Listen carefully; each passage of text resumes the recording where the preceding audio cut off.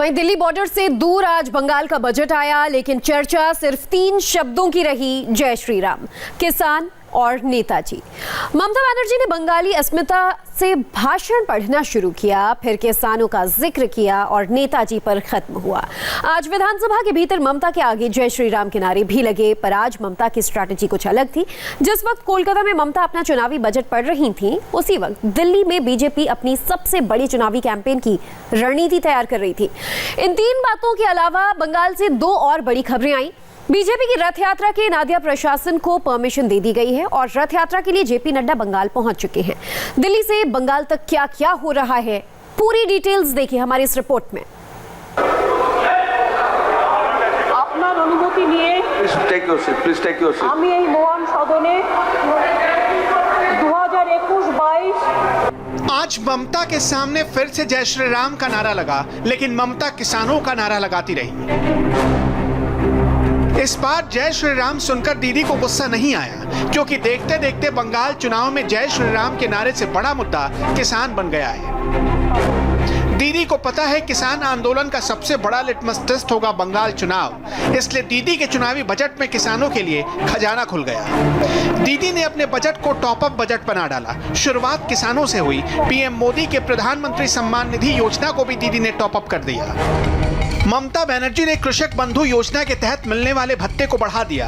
अब किसानों को 5,000 रुपए प्रति एकड़ की जगह 6,000 रुपए मिलेंगे। जयललिता कैंटीन की फुल कॉपी कर डाली दीदी ने। ममता ने मां स्कीम शुरू करने का फिर से ऐलान किया, जिसमें कॉमन किचन स्कीम के लिए 100 करोड़ रुपए का बजट तय किया गया है, जहां सिर्फ 21 रुपए में दाल, चावल, सब्जी और भरपेट मछली खाने को मिलेगा। কৃষক বন্ধুদের বর্ধিত আর্থিক সহায়তা 5,000 টাকা থেকে 6,000 টাকা এবং ন্যূনতম 2,000 থেকে 3,000 টাকা। কৃষক বন্ধু প্রকল্পের কৃষক এবং নথিভুক্ত ভাগ চাষীদের বার্ষিক অনুদান বর্তমানে একর প্রতি পিছু 5,000 টাকা থেকে বাড়িয়ে আগামী খরিফ মৌসুমের জন্য জুন 2021 থেকে 6,000 টাকা করা হবে। 5,000 থেকে 6,000 টাকা করা হলো। এছাড়াও জমির পরিমাণ বেঁচে রেখে বাৎসরিক ন্যূনতম অনুদান কৃষক ও নথিভুক্ত ভাগ চাষীদের 2,000 টাকা থেকে বাড়িয়ে 3,000 টাকা করা হলো, যাদের 1 একরের কম জমি আছে। आज बंगाल में दीदी हर मंच से किसानों का नाम ले रही हैं। मुद्दा इतना बड़ा हो गया कि पूरे आंदोलन की सफलता और विफलता दीदी ने बंगाल चुनाव में अपनी जीत और हार से जोड़ दिया है। वो घूम घूम कर लोगों को बता रही हैं, अगर बीजेपी जीती तो किसान आंदोलन का मुद्दा खत्म, लेकिन अगर दीदी जीत गई तो किसान आंदोलन की कामयाबी की कहानी गाई जाएगी। अगर ऐसा हुआ तो फिर तो एंटी मोदी मोर्चा की मुखिया बनने की प्रबल दावेदार हो जाएगी। इसलिए आज दीदी के वित्त मंत्री नहीं, बल्कि खुद दीदी ने चुनावी बजट पेश किया। आज दीदी के चुनावी बजट का पिटारा खुला और बंगाल को क्या क्या मिला, उसे देखेंगे तो समझ जाएंगे कि दीदी का अगला प्लान क्या है। नेताजी की जयंती कार्यक्रम में जय श्री राम पर आग बबूला हो जाने वाली दीदी ने बजट के रास्ते नेताजी पर नई चाल चल दी। कोलकाता पुलिस में नेताजी के नाम पर नई बटालियन बनाने का ऐलान किया गया है। यानी नेताजी चुनावी मुद्दों की लिस्ट में दीदी के लिए टॉप 2 पर रहेंगे। दीदी के लिए मुद्दा है किसान, तो बीजेपी के लिए है जय श्री राम। इसलिए ममता बजट की स्क्रिप्ट पढ़ने लगी तो बीजेपी ने जय श्री राम का नारा लगाते हुए सदन से वॉकआउट कर दिया। वॉकआउट करने की वजह भी थी। बीजेपी ने सवाल उठाया कि बिना राज्यपाल के अभिभाषण के दीदी ने बजट पेश कैसे किया। बीजेपी बायकॉट करेगी, क्योंकि ये गैरकानूनी ढंग से हो रहा है। बजट सेशन हो रहा है बिना राज्यपाल का भाषण को, कैसे हो सकता है? रीति रिवाज को ताक में रख करके केवल पीछे के दरवाजे से और सत्ता को हथिया करके और उसका सुविधा लेना, सत्ता को बचा के रखना, ये हमारे लोकतंत्र में इसकी कोई अनुमति नहीं है।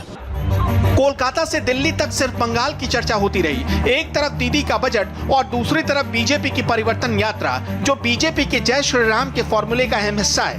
6 फरवरी से बंगाल में बीजेपी परिवर्तन यात्रा करने जा रही है। इसे रथ यात्रा का भी नाम दिया गया है, जिससे जय श्री राम वाली फीलिंग आ सके। इस रथ यात्रा में अमित शाह, जेपी नड्डा और कुछ केंद्रीय मंत्री भी आएंगे, लेकिन ममता बनर्जी ने अभी तक इसकी परमिशन नहीं दी है। बीजेपी का कहना है कि यह परिवर्तन यात्रा टीएमसी के लिए अंतिम यात्रा साबित होने वाली है, इसलिए टीएमसी बहुत डरी हुई है। दूसरी तरफ टीएमसी का आरोप है कि बीजेपी प्रोपेगेंडा फैला रही है। अपनी बात को छुपाने के लिए कर रही है। उनको क्या जरूरत पड़ी? वो क्यों इतनी डिफेंस पे आ रही है? वो क्यों इतना क्लैरिफिकेशन दे रही है? अगर उनके मन में इतना सच होता तो क्यों इतने अवरोध पैदा कर रही है? जनता जानती है कि अब वो उनकी हार होने वाली है और वो उससे बौखला रहे हैं। 6 फरवरी यानी कल से परिवर्तन यात्रा शुरू होगी। परमिशन नहीं मिली तो बीजेपी हाई कोर्ट चली गई। बीजेपी अध्यक्ष जेपी नड्डा नौदीप से परिवर्तन यात्रा शुरू करेंगे। खास बात यह है कि परिवर्तन यात्रा बंगाल में 5 जगहों से निकाली जाएगी। 9 फरवरी को जेपी नड्डा झारग्राम और बीरभूम में परिवर्तन यात्रा निकालेंगे, जबकि 11 फरवरी को गृह मंत्री अमित शाह कूच बिहार से परिवर्तन यात्रा निकालेंगे। आखिरी यात्रा कोलकाता से निकाली जाएगी, लेकिन अभी उसकी तारीख फाइनल नहीं हुई है। हर यात्रा 25 से 30 दिन चलेगी, जिसके तहत बंगाल की सभी 294 विधानसभा सीटों को कवर करने का प्लान बनाया गया है। नहीं, उसने कोई स्टे नहीं मिला है, इसलिए जिला प्रशासन उसको रोक नहीं सकता। जिला प्रशासन को परमिशन देना चाहिए। और एक विपक्ष की पार्टी होने के कारण, राजनीतिक दल होने के कारण हमारा फंडामेंटल राइट्स भी है कि हम जनता के बीच में जाएं। और हमारी 5 गाड़ियाँ बन रही हैं, 5 गाड़ियों के माध्यम से हम परिवर्तन यात्रा निकालेंगे। और 6 तारीख को नड्डा जी उद्घाटन करेंगे। 11 तारीख को कूच बिहार से दूसरी यात्रा जो हमारी निकलेगी, उसमें गृह मंत्री अमित शाह जी आएंगे। पिछले 2-2.5 साल पहले गणतंत्र बचाओ यात्रा हमारा निकाला था हम लोगों ने, और वहाँ भी बार बार मीटिंग करने के बाद उसको टाला गया। इस बार भी जो प्रदेश भर में यात्रा निकलेगा तो सुप्रीम अथॉरिटी जो है उनसे परमिशन लेना है, उनको हमने लिखा है। वो फिर लोकल अथॉरिटी को क्यों कर रहे हैं? हम तो परमिशन मिलने के बाद सारा प्रोग्राम का लोकल अथॉरिटी को जानकारी देंगे कि कहाँ सभा, कहाँ यात्रा, कहाँ ठहराना होगा। लेकिन उन्होंने पहले से किया है और फिर दोबारा वो जानते हैं हम कोर्ट में जाएंगे, तो उन लोगों ने पहले जाकर कोर्ट में इसको बंद करने के लिए अपील की है।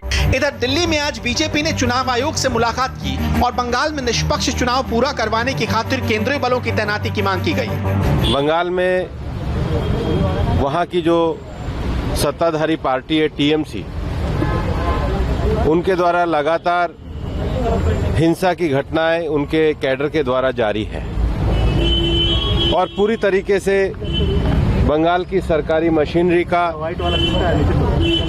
दुरुपयोग करने में टीएमसी को एक्सपर्टनेस आ गई है। ये ऐसी परिस्थितियां हैं जिसको संज्ञान में लाना चुनाव आयोग के लिए आवश्यक था। हमारा मानना है कि बंगाल में पिछली बार जो चुनाव है उससे ज़्यादा चरणों में चुनाव होने चाहिए, क्योंकि हिंसा की आशंकाएं बहुत ज़्यादा है। 7 फरवरी को 2 तरफ से ममता दीदी की टेंशन बढ़ने वाली है। एक मोर्चे पर बीजेपी के स्टेट लीडर्स रथ यात्रा निकाल रहे होंगे, जिसमें जेपी नड्डा भी होंगे। उसी दिन उसी समय दूसरे मोर्चे पर बीजेपी सिर्फ डेवलपमेंट पर बात करेगी। इस दिन प्रधानमंत्री मोदी भी बंगाल में रहेंगे और बीजेपी के चाणक्य अमित शाह भी बंगाल की धरती पर होंगे। पीएम मोदी रानीचक हल्दिया NH41 के फ्लाईओवर का उद्घाटन करेंगे। ये फ्लाईओवर 4 लेन का होगा।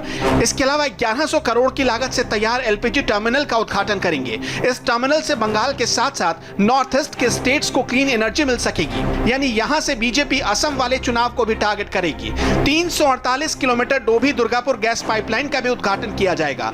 One nation one gas grid का ये अहम हिस्सा है। इससे बंगाल के दुर्गापुर के साथ साथ झारखंड के सिंदरी फर्टिलाइजर प्लांट को भी शुरू करने में मदद मिलेगी। ये सारे प्रोजेक्ट प्रधानमंत्री के पूर्वोदय मिशन का अहम हिस्सा है। यानी सड़क से लेकर गैस तक प्रधानमंत्री सिर्फ डेवलपमेंट पर बात करेंगे। ठीक उसी समय अमित शाह सिंधुदुर्ग जिले में पहले मेडिकल कॉलेज का उद्घाटन करेंगे। पहले अमित शाह को 6 फरवरी को ही बंगाल जाना था, लेकिन किसान आंदोलन की वजह से इसे 7 फरवरी कर दिया गया। दीदी अभी से टेंशन में। भीड़ के बीच से कोई भी आवाज उठती है तो दीदी को लगता है कि जय श्री राम का नारा लग रहा है। वो गुस्से से भर जाती है। कोलकाता के कस्बे में दीदी की रैली चल रही थी। रैली के बीच से महिलाओं ने अपनी मांगों को लेकर आवाज उठानी शुरू कर दी। इस पर दीदी को गुस्सा आ गया। Don't disturb my meeting, it's very bad. বসান তো যারা আছেন এখানে তারা বসান, ওদের কোনো কাজ এখান থেকে হবে না।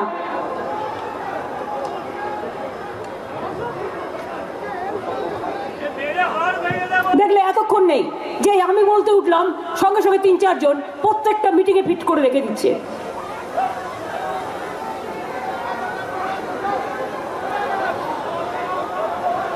আগে আপনারা বসুন, তারপর আমি বলবো। दीदी ने कुछ देर तक भाषण रोके रखा, फिर मंच पर आई और कहने लगी कि मैं भगवान नहीं हूं जो हर ख्वाहिश पूरी कर दूं। পিছনে যারা আছে বসুন বসুন, শান্ত হয়ে বসুন বসুন। আমার মাথা একটু গরম আছে বলে আপনারা মাথা গরম করবেন না প্লিজ। জানেন যে আমি যতটা পারি মানব দল দিয়ে ততটা করতে পারি, কিন্তু আমি এমন কিছু করতে পারি না যেটা আমার পক্ষে করা সম্ভব নয়। আমি তো ভগবান নই, ভগবানও সব কিছু করতে পারে না। কাজে সমবেতন দিতে হবে, বেতন কাঠামো দিতে হবে, পেনশন ভাতা দিতে হবে এবং পোস্টদের চাকরি দিতে হবে। আমাদের শিক্ষক নিয়োগ হচ্ছে না বলে স্কুল বন্ধ হয়ে যাচ্ছে। यानी जय श्री राम भारी पड़ेगा या किसान, इस जंग में अगले कुछ घंटे और कुछ दिन बहुत अहम होने वाले हैं। लोकसभा की कार्यवाही लगातार हंगामे की भीड़ चढ़ रही है, लेकिन क्या अब विपक्षी दलों के बीच बगावत के सुर पैदा होने लगे हैं? पूरी खबर दिखाएंगे एक ब्रेक के बाद।